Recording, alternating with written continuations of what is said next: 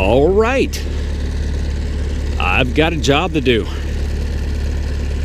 and that job today consists of getting the Bobcat S300 out with the MTL XCT Brushcutter. And I've got all of this area over in here that needs to get cleaned up. So this is an area that is out in front of our house, actually kind of out in front and off to the side near our dog pen over here. This is an area I like to keep clean. One, it's a runoff area for water, so I like to make sure that all of that underbrush is cut out of there, which gives me a good runoff. There's a creek further down in there. That creek comes all the way up from our pastures, runs through this wood line. It actually hits the creek right over in about that area, and then it runs all the way down through that wood line, all the way out past our barn, all the way out into the lake. So that's got to be, I'd say, a good 1,000 feet or so of a creek that runs down through there. But anyway, I like to keep this area right here all cleaned up so we have a good runoff of water that goes down through there and doesn't get trapped and sit and make that all wet down in there, because that's a breeding ground for mosquitoes if you do that. And it just looks better. It's kind of out here in front of our house, so I look off through this wood line. I like to see it all cleaned up.